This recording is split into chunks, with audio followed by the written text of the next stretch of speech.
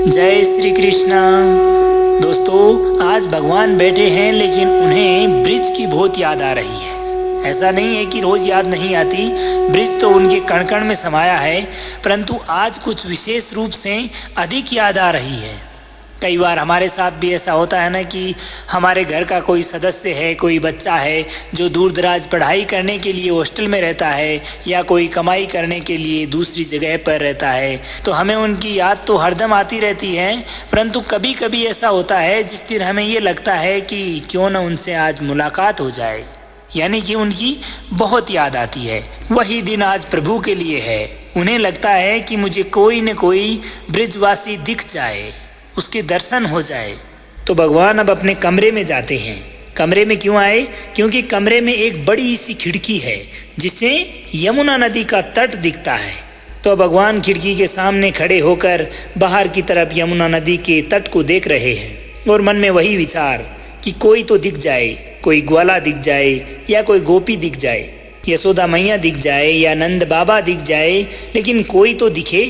भगवान को यहाँ आए काफ़ी समय हो गया है। उनके साथ भी कुछ नए ग्वाले जुड़ गए हैं। भगवान खिड़की से देखते हैं, शाम का समय है, तो ग्वाले अपनी गायों को चराकर यमुना तट के नज़दीक होते हुए निकल रहे हैं। जैसे कई बार हमारे साथ भी ऐसा होता है ना कि जब हम बाहर से कहीं से आते हैं और अपने गांव जाते हैं, गांव जाकर अपने उसी पुराने स्कूल को देखते हैं जिसमें हमने बाल्यावस्था में शिक्षा ग्रहण की थी, और देखते ही हमें लगता है कि देखो देखो यार, वो कोना है जहाँ पर हम बैठते थे, ये वही जगह है जहाँ पर हम खेला करते थे। यानी कि वो सारी चीज़ें हमारे सामने आती है जो हमने बाल्यावस्था में अपने विद्यालय में की थी। ऐसा ही भगवान के साथ हो रहा है। वो जैसे ही देखते हैं कि यमुना नदी के तट के किनारे किनारे ग्वाले अपनी गायों को चराकर शाम के समय घर की तरफ लौट रहे हैं, इन सब नज़ारों को देखकर भगवान के मन में एक ही बात आती है कि अरे, ये तो वही समय है जब मैं, श्रीदामा, मुदमंगल, मधुमंगल सब अपनी गैयां चराकर घर लौटते थे। कितना आनंद आता था। अब भगवान के मन में यादों का एक भाव उमड़ता है। तो ऐसी अवस्था में भगवान ये तक भूल जाते हैं कि वो कहाँ हैं। उनके मन में एक ही विचार चलता है कि मैं अपनी बाल्यावस्था में अपने गोपियों, सखियों और ग्वाल बालाओं के साथ में भ्रमण कर रहा हूँ यमुना नदी के तट पर। तो ऐसे ही भावों में खोए हुए भगवान चिल्लाकर बोलते हैं कि रे श्रीदामा, रुको, मैं भी आता हूँ, मैं भी चल रहा हूँ। अरे बलराम भैया, जल्दी करो, लेट हो गई, मैया हल्ला करेगी। और जब उनका ध्यान भटकता है तब उन्हें समझ आता है कि वो कहाँ है, और भगवान रोने लगते हैं। इतनी जोर से रोने लगते हैं कि उन्हीं के बगल के कमरे में उद्धव जी हैं, उन तक उनकी आवाज़ जा रही है रोने की। उद्धव जी दौड़ कर आते हैं, भगवान को गले से लगाते हैं। हे प्रभु, आप रो रहे हैं? अरे आप तो इन रोना धोना, प्यार मोहब्बत, दुनियादारी से बहुत परे हैं, और आप रो रहे हैं प्रभु? तो भगवान कहते हैं कि उद्धव, मुझे ब्रज की बहुत याद आती है, मुझे मेरी यशोदा मैया की बहुत याद आती है, मुझे नंद बाबा की बहुत याद आती है। और भगवान कहते हैं कि यशोदा माता जैसी मैया युगों युगों तक किसी को नहीं मिलेगी। अरे मैं जब तक मेरी मैया के साथ रहा तब तक मैंने अपनी मैया को कभी सुख नहीं दिया, कभी चैन से नहीं रहने दिया। इस बात का विचार करते हैं। कहते हैं कि हमेशा कोई न कोई शिकायत लेके हमारे दरवाजे तक खड़ा रहता था कि आज कृष्णा ने ये कर दिया, आज वो कर दिया, वहाँ तोड़ फोड़ कर दी।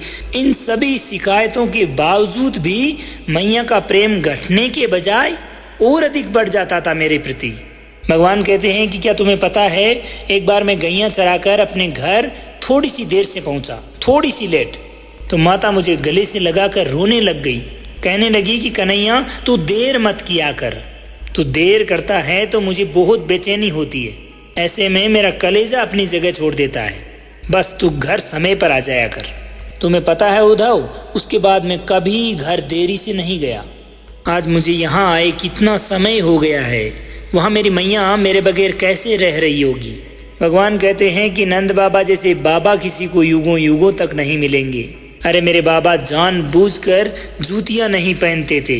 जी हाँ, क्या आपको पता है, नंद बाबा किसी कारणवश जब भी घर से निकलते थे कभी जूती पहनकर नहीं जाते थे, और घर के बाहर जाकर खड़े हो जाते थे, क्योंकि मैया यशोदा को अच्छा नहीं लगता था कि वो बिना जूतियों के बाहर जाएं, क्योंकि वो उन पर चिल्लाती थी ऐसा करने पर, और भगवान इसे रोज देखते थे। तो भगवान ने क्या किया कि भगवान उनकी जूतियाँ क्योंकि भगवान बाल्यावस्था में थे तो भगवान छोटे थे, जूतियाँ बड़ी थी, तो ऐसे में भगवान उन जूतियों को अपने सर पे रख कर नंद बाबा तक जल्दी से पहुँचते और कहते कि जल्दी से पहन लो, मैया देख लेगी तो डांटेगी। और भगवान अपने हाथों से नंद बाबा को जूतियाँ पहनाते थे। और ये 2-3 बार हुआ। और ये होने के बाद ये दृश्य इतना मनोरम होता था, नंद बाबा रोजाना यही करने लगे, जूतियाँ नहीं पहनते थे और घर के बाहर जाकर खड़े होकर वेट करते थे कि कन्हैया अभी आएगा जूतियाँ लेके, केवल और केवल इस मनोरम दृश्य के लिए। भगवान कहते हैं कि मैं दावे के साथ कह रहा हूँ कि मैं जब से यहाँ आया हूँ ना, मेरे बाबा ने जूतियाँ नहीं पहनी होगी। भगवान कहते हैं कि उससे ज़्यादा दुख मैंने उन भोली भाली गोपियों को दिया है। तुम्हें पता है, एक बार यशोदा मैया ने मुझसे कहा कि कन्हैया तू क्यों चोरी करता है रोज? अरे वो गरीब है, वो जो भी दही दूध माखन निकालती है उसी को बेचकर अपना घर चलाती है, और तू हर रोज उनका नुकसान कर देता है। अरे क्या खाएगी वो उस दिन जिस दिन तू उनका नुकसान कर देगा? तो मैं कई दिनों तक चोरी करने नहीं गया। तो पता है क्या हुआ? वो सब की सब हमारे घर चली आई और मैया को कहने लगी कि कन्हैया क्या सिर्फ तुम्हारा ही बेटा है क्या? अरे चोरी करता है करने दो, नुकसान करता है तो करने दो। हम लोग असल में गरीब तो उस दिन हो जाएंगे जिस दिन कन्हैया घर छोड़कर चला जाएगा। जय हो। तुम भोजन करने की बात करती हो, अरे हम भोजन तो उस दिन नहीं करती जिस दिन ये हमारे घर चोरी करने के लिए नहीं आता। कि आज हमसे क्या गलती हो गई जो कन्हैया हमारे घर नहीं आया। कभी मत कहना कि हम गरीब हैं। भगवान कहते हैं कि उससे भी ज़्यादा दुख मैंने अपनी राधे को दिया है। और भगवान कितनी देर तक राधे राधे राधे कहकर रोने लगे। देखो कितना मनोरम प्रसंग है। इसको सुनकर निश्चित रूप से आपकी ही आंखों में आंसू होंगे, परंतु ऐसी स्थिति में भी उद्धव जी की आंख में आंसू नहीं है। वो बिल्कुल भी विचलित नहीं हुए ये सब सुनकर। उद्धव जी कहते हैं तो इसमें ऐसी रोने की क्या बात है? अगर इतनी ही बात थी तो आप उन अनपढ़ गंवार ब्रजवासियों को ज्ञान से समझा सकते थे। अनपढ़ गंवार। तो भगवान कहते हैं कि तुम्हें क्या पता है कि वो अनपढ़ है? तो कहते हैं कि वो कहाँ गुरुकुल गए होंगे, उनका तो दूध दही माखन बेचना ही काम है। तो भगवान कहते हैं कि ऐसे तो मैं भी गुरुकुल नहीं गया। 1 वर्ष में कोई कितना सीख लेता है। मैंने भी तो यही काम किया है जीवन भर, गैयाँ चराना, दूध दही माखन बेचना। वो कहे कि भगवान आप तो स्वयं ज्ञान हैं, ज्ञान की शुरुआत आपसे होती है। अब भगवान समझ गए कि जिस मौके की तलाश में वो कई दिनों से थे, वो मौका आज उनको मिल गया। भगवान कहते हैं कि हाँ तुमने सही कहा, मैं उनको समझा न सका, लेकिन तुम तो बड़े ज्ञानी हो। बोले हाँ। तो बोले तुम जाओ उद्धव, तुम ब्रिज जाओ और वहाँ जाकर ज़्यादा लोगों को नहीं, बस माँ यशोदा, नंद बाबा और गोपियों को समझाओ। और किससे? इनको ज्ञान से समझाओ कि ये रोना धोना प्यार प्रेम को छोड़ो और ज्ञान के मार्ग पर चलो। उद्धव जी को अपने ज्ञान पर भरोसा था। उन्होंने कहा ठीक है।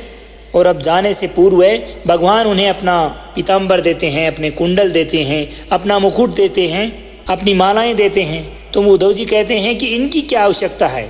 भगवान बोले कि इनके बिना बात करना तो दूर, तुझे कोई देखेगा तक नहीं। इन सब को देखकर उनको एक बार के लिए ऐसा लगेगा कि मैं आ गया हूँ। इनकी सुगंध मात्र से उनको ऐसा लगेगा कि मैं आ गया हूँ, इसलिए वो तुमसे बात कर सकते हैं, नहीं तो कोई चांस नहीं। अब उद्धव जी जाते हैं, ब्रिज पहुँचते हैं तो यहाँ पर एक छोटी सी लीला बताई गई है। जो ब्रिज के संत हैं वो लोग बताते हैं कि ब्रिजरज की महिमा क्या है। जब उद्धव जी ब्रिज में प्रवेश कर रहे थे, जब शाम का समय था, तो गोधूली वेला में धूली उड़ रही थी और वो धूली उद्धव जी के मस्तक पर बैठती है।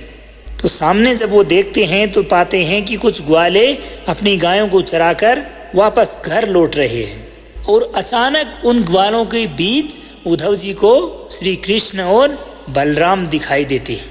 राधे राधे। कि भगवान कभी गैया के ऊपर बैठ रहे हैं, कहीं अगल बगल चल रहे हैं, ऐसा उनको आभास हो रहा है। उद्धव जी को थोड़ा अटपटा लगा। उन्होंने अपना झंझनाहट करके अपना थोड़ा ध्यान हटाते हैं तो पूरी लीला समाप्त, सब कुछ अदृश्य हो जाता है। इसलिए ब्रज के जो भी संत महात्मा जो प्रसंग सुनाते हैं वो बताते हैं कि ये ब्रजरज की महिमा है। ऐसे ही नहीं है कि आज भी कई संत लोग हैं जो ब्रिज की मिट्टी में जाकर लोटपोट होते आपको नजर आएंगे। वृक्षों को आलिंगन करके रोते हैं, दीवारों को छूते हैं, क्यों? क्योंकि उन्हें नहीं पता कि किस रास्ते से भगवान चलकर गए थे।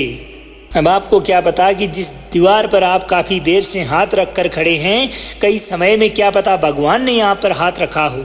लीला तो हुई है ना वहाँ पर।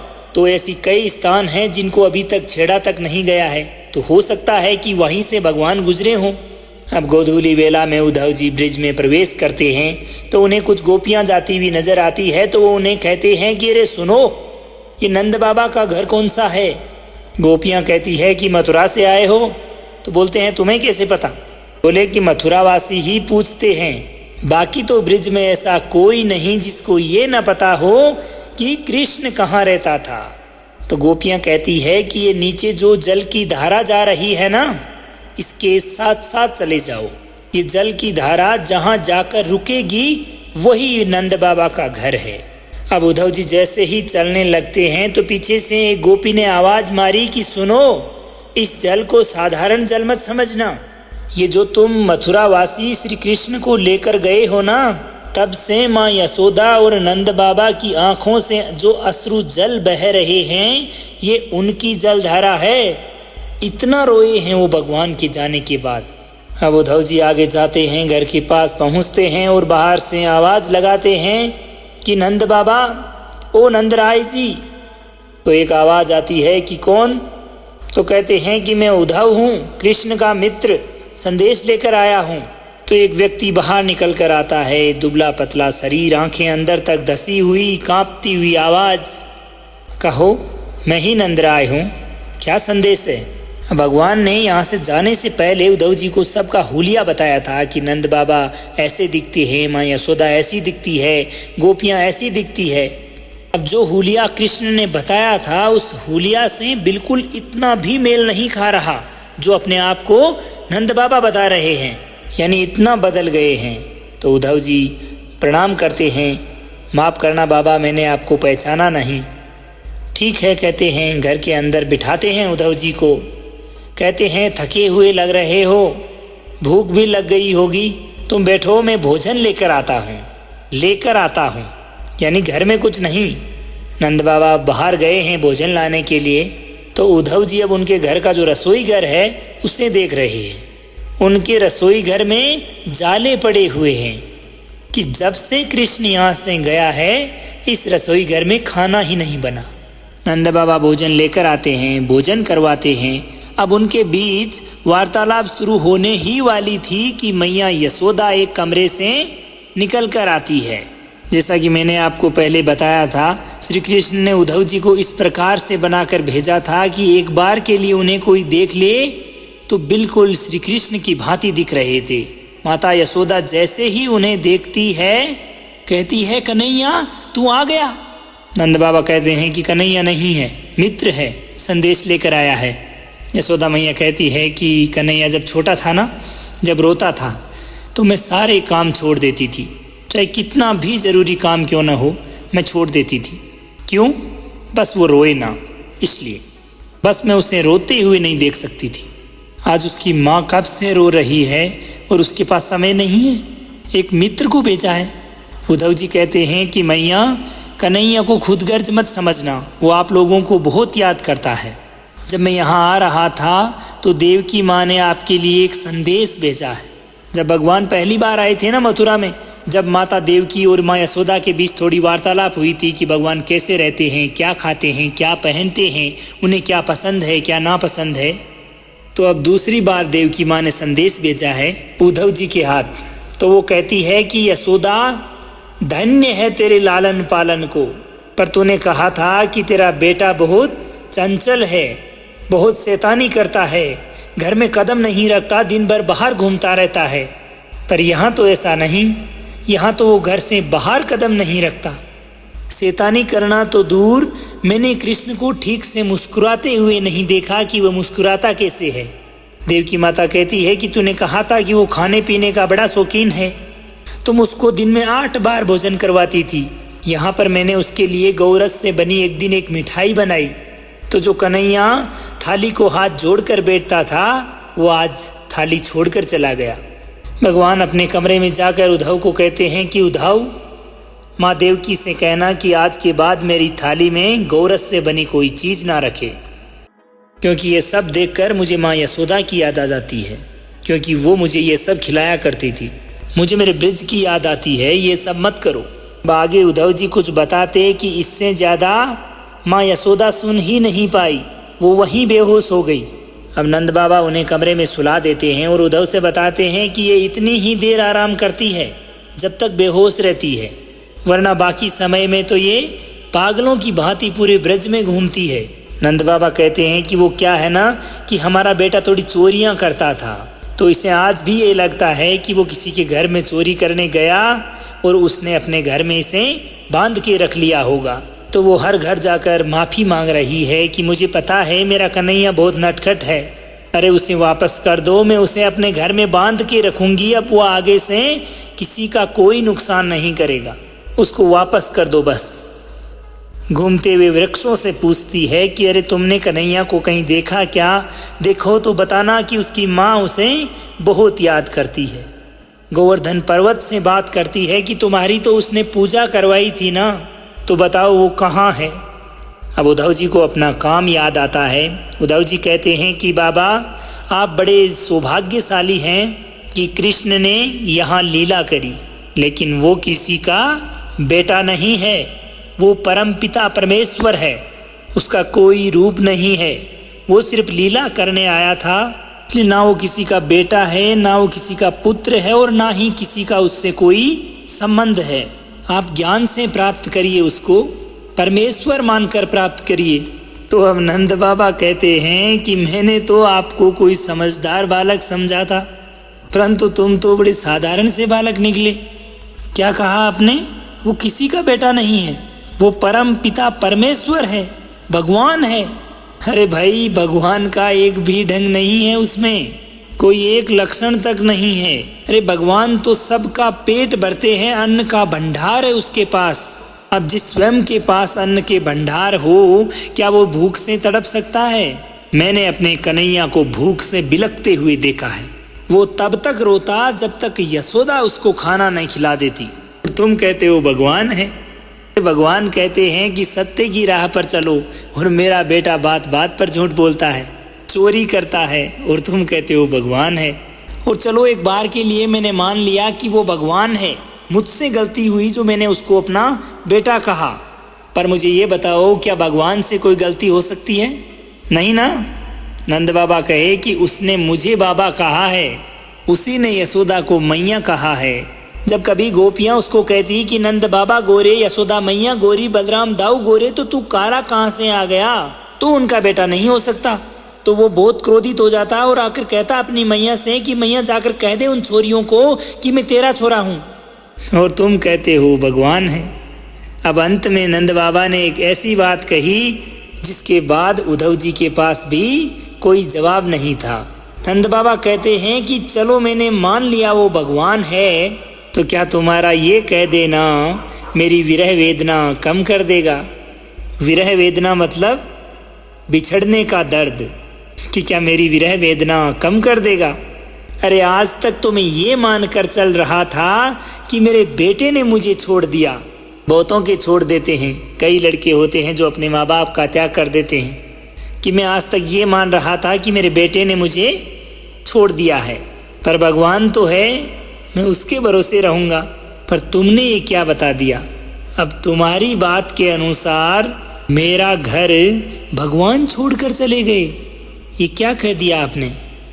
आज 6 दिन से तुझे यही समझाया जा रहा है कि दुनिया में कोई भी साथ छोड़ सकता है, परंतु परमात्मा नहीं, इसके भरोसे रहो, ये आखिरी उम्मीद है अपनी।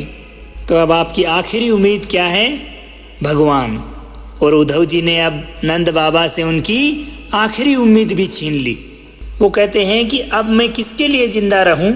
तुम तो ज्ञानी हो, अपने आप को ज्ञानी कहते हो और बताते हो कि भगवान ही मेरा घर छोड़कर चले गए, तो फिर इस घर में अब रखा ही क्या है? और नंद बाबा ने रोते रोते अपने नेत्र बंद कर लिए। अब उद्धव जी को समझ नहीं आ रहा कि मैं अब क्या जवाब दूं। अब वो बिना कुछ बोले वहाँ से चले जाते हैं। कुछ दूर गए कि देखा 4-5 गोपियाँ बैठी हैं जो आपस में बात कर रही है। एक गोपी कहती है कि अरे सोने का रथ किसका है? तो दूसरी जवाब देती है कि तुझे याद नहीं, अक्रूर इसी रथ में तो आया था कृष्ण को ले जाने, यानी वो मथुरा का रथ था। तो बोली अब क्या लेने आया है? तो बोली कि वो कंस की मृत्यु हो गई है ना, उसका श्राद्ध है, तो मांस लेने आया होगा। तो बोली श्राद्ध में मांस कौन परोसता है? तो बोली दैत्यों के श्राद्ध में मांस ही परोसे जाते हैं। तो बोली मांस भी यहाँ कहाँ मिलेगा, हम सब तो दूध दही माखन का काम करते हैं। तो बोली ये मथुरावासी बड़े चालाक हैं। क्या कहती है? कहती है कि ये मथुरावासी बड़े चालाक हैं, इनको पता है कि कृष्ण जब से ब्रजभूमि से गया है ब्रजवासी सब मर्त बनकर घूम रहे हैं, किसी में जान नहीं है। मरे हुए लोगों में से हृदय निकालना कौन सी बड़ी बात है। और इन्होंने तो अपने स्वाद का भी ध्यान रखा है, इनको पता है कि जो प्रेमी होते हैं उनका हृदय बड़ा मीठा होता है। एक गोपी कहती है कि क्या तुम्हारा हृदय मांगेंगे तो तुम दे दोगी? तो बोली क्यों नहीं, मामा के श्राद्ध में भांजा भी तो होगा, सारे काम तो वही संभाल रहा होगा, वो हृदय देखकर पहचान जाएगा कि ये हृदय कौन सी गोपी का है। चलो हम तो उसके पास नहीं जा सकते, लेकिन शायद वो हमारा हृदय ही देख ले और महसूस करे कि हमें कितनी पीड़ा हो रही है। जय हो, कैसे भाव हैं। ऐसे ही भाव एक बार मीराबाई के थे। मीराबाई एक बार भगवान के भजन करने बैठती है, पेड़ के नीचे खूब मना रही है, रो रही है कि कैसे भी करके भगवान दर्शन दे दे। भगवान नहीं आ रहे। अब वो गाए जाए रोए जाए, गाए जाए रोए जाए, लेकिन भगवान नहीं आए। होता क्या है कि उसी पेड़ पर एक कौवा बैठा था जो बार बार बहुत आवाज कर रहा है, जिसे देखकर उसे बहुत क्रोध आता है। भगवान आ नहीं रहे, क्रोध उन पे आ रहा है, उन पे क्रोध उतार नहीं सकती, तो वो उस कौवे से एक बात कह रही है। बहुत सुंदर दोहा है उनका। तो मीराबाई कहती है कि काढ़े कलेजो में धरूं रे, काढ़े कलेजो में धरूं रे, कौवा तू ले जा। कि कौवे से कहती है कि तू भूखा है इसलिए काँव काँव कर रहा है ना, आवाज इसीलिए कर रहा है, मैं अपना कलेजा काट के रख देती हूँ, तू उससे ले जा और अपनी भूख मिटा ले, लेकिन एक शर्त है कि तू यहाँ नहीं खाएगा। कि काढ़े कलेजो मैं धरूं रे, कागा तू ले जा, और जा दे सा मेरो पिया बसेरे, वो देखे ता खा। कि जा दे सा मेरो पिया बसेरे, वो देखे ता खा। यहाँ नहीं खाना, उसके सामने ले जाके खाना, ताकि उसको पता चले कि पीड़ा क्या होती है। वो मजाक समझ रहा है। अब ऐसे भाव आज गोपियों के हैं कि वो भगवान से मिलने के लिए अपना कलेजा निकाल कर देने के लिए तक तैयार है, परंतु उन्हें कैसे भी करके भगवान से मिलना है। अब उद्धव जी उनके पास आते हैं। वो समझ जाती है कि भेजा तो कृष्ण ने ही होगा, उनके कपड़े देखकर समझ जाती है, सुगंध से समझ जाती है। अब बैठाती है पास में, पहले तो उद्धव जी बैठ जाते हैं। वो कहती है कि ये कपड़े आपको कृष्ण ने पहनाए हैं ना? वो गुस्सा भी तो है ना, क्योंकि भगवान उनके पास आ नहीं रहे, तो ताने भी दे रही है। तो कहती है कपड़े आपको कृष्ण ने पहनाए हैं? तो बोले हाँ, लेकिन आपको कैसे पता? तो बोली दिखावा कर रहे हैं, क्योंकि भगवान के अब सारे वस्त्र सोने के हैं, क्योंकि वहाँ मथुरा में अब राजा है ना वो। यहाँ तो राजा नहीं थे, यहाँ तो ग्वाले थे, तो इतना सोना यहाँ कहाँ पहनते थे। तो आगे गोपियाँ कहती हैं कि अपना ऐश्वर्य दिखा रहे हैं कि वो राजा बन गए हैं। उद्धव जी कहते हैं कि तुम्हारे लिए संदेश भेजा है। गोपियाँ कहती है कि कैसा संदेश? तो कहते हैं कि तुम ये रोना धोना छोड़कर ज्ञान मार्ग पर चलो। अरे वो किसी का बेटा नहीं है, वो परमपिता परमेश्वर है। उसका कोई रूप नहीं है, उसकी कोई आंखें नहीं है, उसका पैर नहीं है, उसका किसी से कोई संबंध नहीं है। अब ये सुनकर गोपियाँ हंसने लगी। तो उद्धव जी कहते हैं कि हंस क्यों रही हो?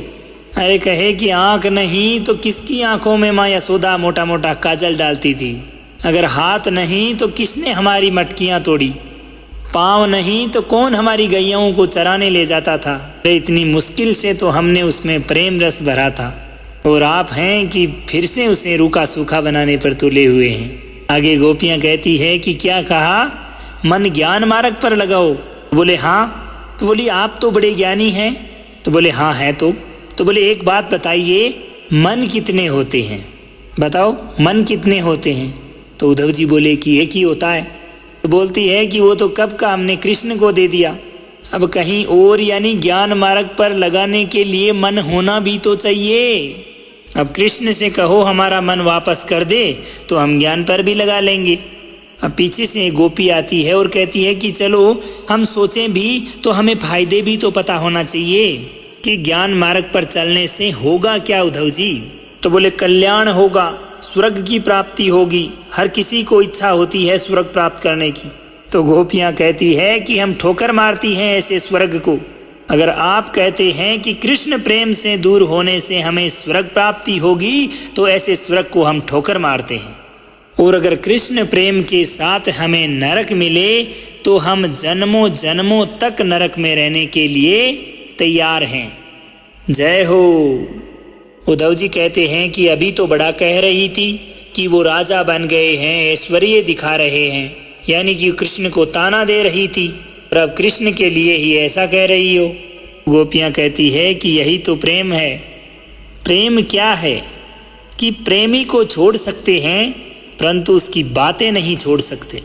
तो गोपियाँ कहती है कि कारे को छोड़ो जा सके है पर कारे की खता ना छोड़ी जाए, कि आज वो पास नहीं है इस बात को सहन कर सकते हैं परंतु उसकी बात ना करें ये कभी सहन नहीं कर सकते।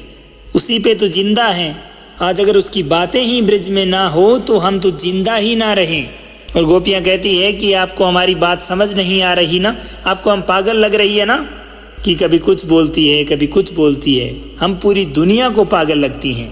पर असलियत बताएं उद्धव जी, हमको कोई फर्क भी नहीं पड़ता कि आपको क्या लगता है, दुनिया को क्या लगता है। हमारी बात या तो हम जानते हैं या कृष्ण जानता है। तो दोस्तों ये थी भगवान श्री कृष्ण के मथुरा चले जाने पर उद्धव जी को वापस वृंदावन जाने पर कैसा माहौल है उसकी एक छोटी सी कथा। मैं आशा करता हूँ कि आपको ज़रूर पसंद आई होगी। अब आज्ञा दीजिए अपने मित्र सांवर चौधरी को। मिलते हैं ऐसी ही किसी मनमोहक कथा के साथ। जब तक खुश रहिए, मुस्कुराते रहिए, जीवन में उन्नति करते रहिए और प्रेम से बोलिए श्री राधे राधे।